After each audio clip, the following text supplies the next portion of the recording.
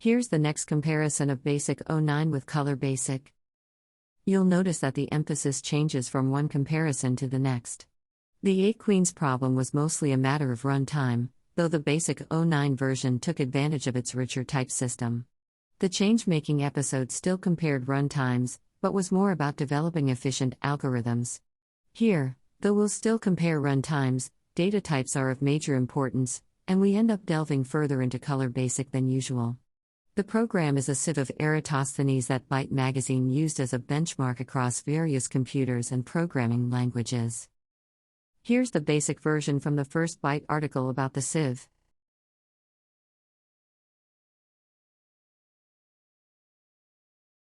Time for a confession. This won't run under Color Basic, and a literal translation into BASIC09 won't run either. Why not? As an observant Cocoa programmer, you've probably caught on already. The flags array has over 8,000 numbers, and the only numeric type Color Basic has is 5-byte floating point. There's not enough memory for that. Even on OS 9 Level 2 or Night or OS 9 on a Cocoa 3, you can't give BASIC09 enough RAM to hold that many reals, which are also 5 bytes each. This raises an interesting question. 5-byte floats were common in the Microsoft BASIC interpreters of the time. So for all those personal computers that can only access 64K and Microsoft BASIC interpreters that only had a 5-byte floating point numeric type, what the heck were the authors, or the readers who contributed results for such computers, actually running? Consider how the program uses the array. Each element is set to 1 at first, because the corresponding number, 2 times the subscript plus 3, at least may be prime. When the outermost loop sees a 1 in the array, we know the corresponding number is prime, so entries in the array corresponding to odd multiples of that prime get set to 0 to show they represent a composite number. Why just odd multiples? The program doesn't waste space or time on even numbers. Aside from 2, they're all composite. So in the array 1 means prime, 0 means composite. Which BASIC09 type has 2 possible values? Boolean, of course.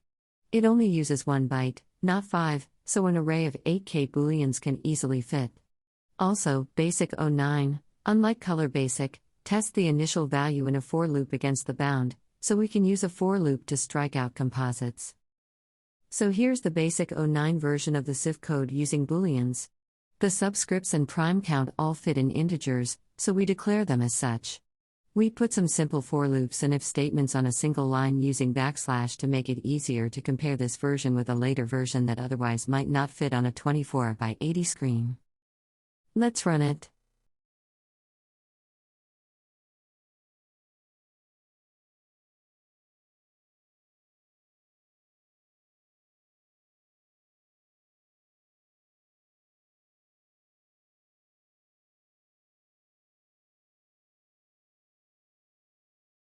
One iteration of the sieve for BASIC09 takes 14 seconds. But if Color Basic can't run the program, how can we compare the two?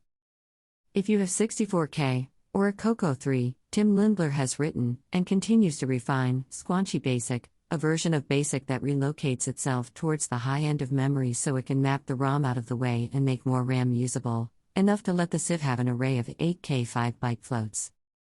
If you have a Cocoa 3 with super extended Color Basic, LPeek and LPoke give access to RAM outside the 64K address space Color Basic runs in. You don't have to explicitly allocate it, just keep out of the way of what BASIC uses. Apparently anything above 128K is safe, so you'll need 512K. What can we do if we don't have 64K or a Cocoa 3? We can create an array of strings that collectively add up to 8K bytes. For such an array, the elements aren't the strings themselves but 5-byte string descriptors, where byte 0 has the length, hence the 255-character limit on strings in Color Basic, and bytes 2 and 3 are the address of the string itself, often the region set aside by clear. This program shows how to use a descriptor to access a string.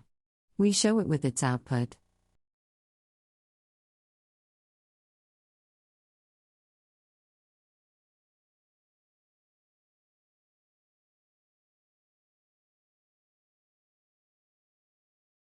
Now that we know that, here's a Color Basic program using an array of 64 128-character strings as the flags it sets and clears as needed. We've given in and rearranged our code to reduce interpreter overhead. Color Basic will cheerfully move whole arrays around if a scalar variable is created after the arrays are initialized. The two previous videos offered the viewer the chance to fully appreciate how slowly Color Basic programs can run. That's probably enough, so we'll just tell you that at double speed, it takes 10 minutes 56 seconds to run. That's not quite 47 times as long as the BASIC09 program. This program makes no assumption about where the strings are. Every access to the flags does a divide and remainder to determine which string descriptor to get and the offset of the byte to look at, precisely the operations the original benchmark was written to avoid. We can avoid some of the hassle by taking full advantage of mid-dollar. Color Basic allows something inspired by PL1, namely letting you assign to a portion of a string variable or array element by using mid-dollar on the left-hand side of an assignment. It can be very convenient. Here's a version using mid-dollar to avoid all the var pointer fiddling, peeks, and pokes. It runs in 8 minutes and 11 seconds. That's about 3/4 the time of the original, but still 35 times slower than the BASIC09 program. How to speed it up further? We can get rid of most of the division. It's easy for the outer loop, which always advances by 1, but for the inner loop, the starting point varies, and will still have to be done with the division. The easy part buys you 10 seconds, here's the source. And here's a version that changes the inner loop so that there are only 2 divides per prime. That ought to be much faster, right? Well, no. It runs in 8 minutes and 49 seconds. That's almost 1.08 times as long as the original straightforward program. The lesson: you don't necessarily know what will speed a program up. That leaves making sure you have a contiguous hunk of memory that you can step through with simple addition. If you initialize $, as the programs currently do, and then print the strings addresses from the descriptors, you'll find that they decrease as you step through $. Whatever allocates string space works from the top down, so to make the strings adjacent and have addresses increasing, the code has to initialize $, starting with the last element and working its way down. That does what we want, but it feels unclean. We're about to take advantage of undocumented behavior, a very bad thing to do, but Color Basic is unlikely to change. Over the decades, Cocoa programmers have probably uncovered and written code that depends on every single aspect of the BASIC interpreter, documented or not. And that requirement of total word compatibility, not just with BASIC but with hardware, killed off the Cocoa 4s. But that's an issue for another time. We want to show Color Basic in the best light possible, otherwise the comparison isn't fair. In any case, since we know the strings are adjacent and aren't backwards, we need only use var pointer once to find the first string, and needn't do any division or multiplication aside from address calculation to get the starting point of the 0th string. Here's the code. This version runs in 3 minutes and 27 seconds, a bit under 15 times slower than the BASIC09 version, though around 3.16 times faster than the first Color Basic version. But do we really need to bother with strings and string descriptors and clear? Why not just declare an array of enough floating point values to add up to 8k? Here's the result. It's shorter code and it works, but it takes 3 seconds longer, probably because the flags array is initialized 5 bytes at a time with interpreter overhead rather than blasting through 128 bytes at a time with string $. Is a 1.4% slowdown worth not having to take advantage of undocumented interpreter behavior? We think so, but you can decide for yourself, or you can try one last hack. Assign the empty string to a string variable, then manhandle its descriptor to set its length to 128 and its address to var pointer of the 0th element of the array. Then assign the result of string $ to it. Increment the address by 128, rinse and repeat. It should get you some of those seconds back. There's one additional optimization. If the first odd multiple of a prime is past the end, you're done marking composites. Any bigger prime will have that same property. You will need to count the remaining true flags. We couldn't resist a BASIC09 version, using an exit if to tell when to just count the rest of the true flags. Here's the source. And it took a whole second off the run time. A 7% improvement, to be sure, and it takes BASIC09 to almost 16 times faster than the fastest Color Basic program, but it's more evidence that you don't really know what uses up the time until you measure.